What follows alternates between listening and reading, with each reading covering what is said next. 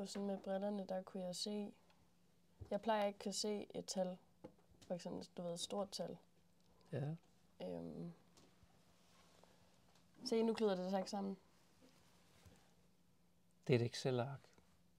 Det er nogle regnskabstal. Ja. Kan du læse dem? Altså, ja, fordi at hvis det var, at det her det ikke var på, så, havde jeg ikke, så hvis jeg kigger på et tal, så vil de andre, de har bare slået sig sammen. Okay. Det gør det overhovedet ikke. Nogen står det bare stille. Det er vildt.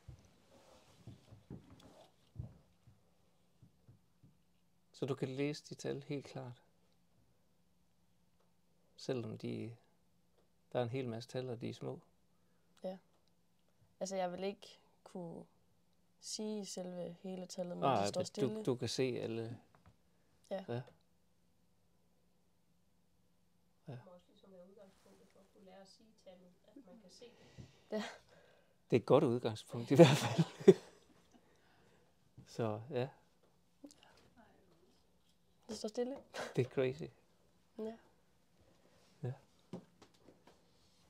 Thomas. Men jeg har en større effekt med den her, end i forhold til brillerne. Ja.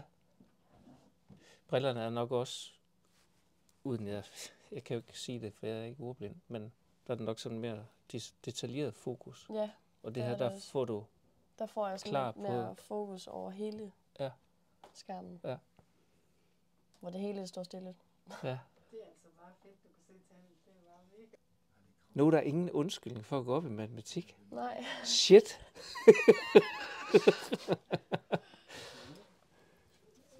Ja. Super. Ja. Tak skal du have. She told me